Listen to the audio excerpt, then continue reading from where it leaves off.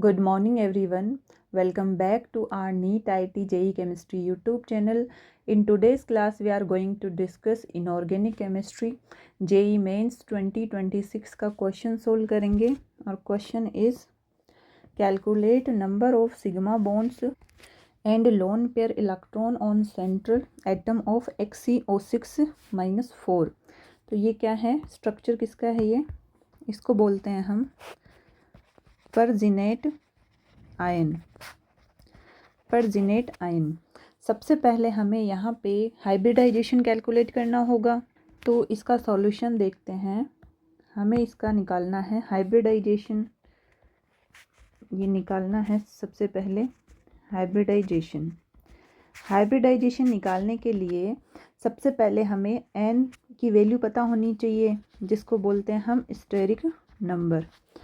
और जो n की वैल्यू है वो कैसे कैलकुलेट करते हैं, इसके लिए फॉर्मूला होता है number of valence shell, number of valence shell electron in central atom.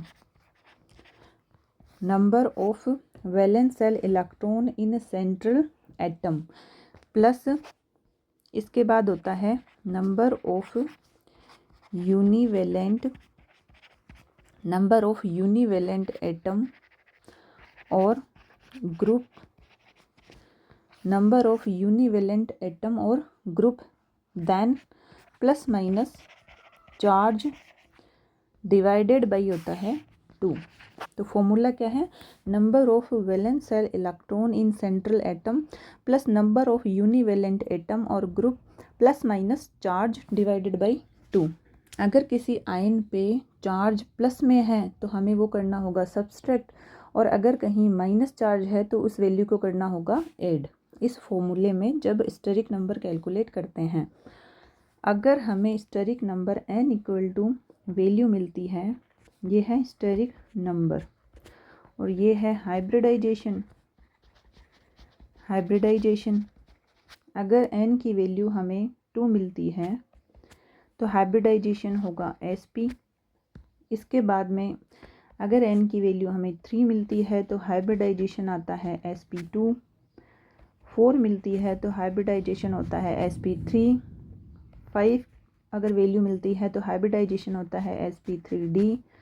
6 मिलता है तो हाइब्रिडाइजेशन होता है sp3d2। अब यहाँ पे हम इसका सॉल्यूशन देखते हैं। XeO6-4- जो परजिनेट आयन है, इसके लिए सबसे पहले हमें n की वैल्यू फाइंड आउट करनी होगी, स्टेरिक नंबर। तो कैसे करना होता है, अभी फॉर्मूला देखा था हमने, number of valence shell electron in central atom. तो जिनोन के वैलेंस सेल में इलेक्ट्रॉन होते हैं 8। नेक्स्ट है यहाँ पे नंबर ऑफ यूनिवेलेंट एटम और ग्रुप। यूनिवेलेंट एटम और ग्रुप कौन से होते हैं, फॉर एग्जांपल ये है एक हाइड्रोजन, सपोज ये हो सकता है फ्लोरीन, क्लोरीन, जिसमें क्या हो, एक सिंगल बॉन्ड बने। जो एटम सिंगल बॉन्ड बनाते हैं वो होते हैं यूनिवेलेंट एटम, लेकिन जो ऑक्सीजन है यहाँ पे ये क्या करता है, डबल बॉन्ड बनाता है। तो यूनिवेलेंट एटम कितने हैं यहाँ पे 0, और यहाँ पे चार्ज क्या है -4। जब चार्ज माइनस में होता है तो हम इसको फॉर्मूले में करते हैं ऐड, तो यहाँ पे हो जाएगा 4 divided by 2। After solving we will get n value कितनी मिल रही है, 6। जब यहाँ पे n की वैल्यू 6 मिलती है तो हाइब्रिडाइजेशन क्या होता है, sp3d2, और ज्योमेट्री होती है ऑक्टाहेड्रल। किस तरह से होती है ऑक्टाहेड्रल, ये हम समझ लेते हैं। जब n यानी 6 हो, यानी एटम कितने हो, सपोज m मान लेते हैं सेंट्रल एटम, और जो x है, जो सराउंडिंग एटम है, वो मान लेते हैं 6। इस तरह से तो जो ज्योमेट्री होती है वो होती है ऑक्टाहेड्रल। किस तरह से, ये है सेंट्रल एटम, देन यहाँ पे ये जो सराउंडिंग एटम है x, ये आ गए 4, जो क्या है स्क्वायर, एक स्क्वायर में 4 एटम आ चुके हैं, और एक चला जाएगा ऊपर, एक चला जाएगा नीचे, और इस तरह से ये इससे जुड़ा होता है, ये इससे जुड़ा होता है। और यहाँ पे ये इससे जुड़ा होता है, ये यहाँ से, ये इस तरह से, ये इस तरह से जुड़ा होता है, और ये होता है ऑक्टाहेड्रल। तो 4 एटम तो कहाँ है, एक स्क्वायर में प्रेजेंट है, एक है ऊपर और एक है नीचे। अब हम क्या करते हैं, यहाँ पे जिनोन जो है, जिनोन का यहाँ आयन दे रखा है, परजिनेट आयन, इसमें हम ऑक्टाहेड्रल इसका ज्योमेट्री बनाते हैं, स्ट्रक्चर बनाते हैं। तो कैसे होगा, ये है यहाँ पे सपोज ये है जिनोन सेंट्रल एटम, फिर जो यहाँ पे ऑक्सीजन है ये है XeO6 -4 आयन। इसका अगर हम स्ट्रक्चर ड्रॉ करें, ज्योमेट्री देखें, तो यहाँ पे क्या हाइब्रिडाइजेशन आया था, sp3d2 ऑक्टाहेड्रल। तो ऑक्टाहेड्रल अगर हम इसका स्ट्रक्चर देखें तो क्या होगा, ऑक्सीजन जो है 4 ऑक्सीजन पे -1 चार्ज होगा, तो हम यहाँ पे लिख देते हैं O-, ये है O-, और एक सपोज ऊपर है तो O-, एक ऑक्सीजन नीचे आ जाएगा तो O-। 4 ऑक्सीजन पे तो है चार्ज ये वाला, तो 4 माइनस हो चुके हैं।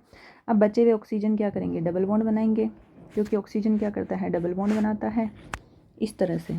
तो ये मिल गया हमें ऑक्टाहेड्रल। अब ऑक्टाहेड्रल किस तरह से है, ये तो क्या है, स्क्वायर में 4 एटम, और एक कहाँ है ऊपर, एक है यहाँ पे नीचे, इस तरह से। अब यहाँ क्वेश्चन में पूछा है हमसे, क्वेश्चन में क्या पूछा है, नंबर ऑफ, कैलकुलेट करना है sigma bond and lone pair electron on central atom. तो यहाँ पे जो सिग्मा बॉन्ड है वो कौन कौन से हैं, 1 2 3 4 5 6। तो हम लिख सकते हैं नंबर ऑफ सिग्मा बॉन्ड कितने हैं, 6। नेक्स्ट क्वेश्चन है सेंट्रल एटम पे लोन पेयर। तो सेंट्रल एटम कौन सा है, ये जिनोन। तो यहाँ पे जो लोन पेयर होंगे, lone pair on central atom कितने दिख रहे हैं, 0। यहाँ पे सेंट्रल एटम कौन है, जिनोन, जिस पे लोन पेयर कितने दिख रहे हैं, 0। तो यहाँ पे जो लोन पेयर होंगे वो होंगे 0 ऑन सेंट्रल एटम। तो आंसर क्या आ रहा है, number of sigma bond calculate करने हैं वो है 6, lone pair on central atom पूछा है वो कितने हैं, 0। सो आंसर क्या हो गया, 6 and 0। So let's end today's class here, thank you.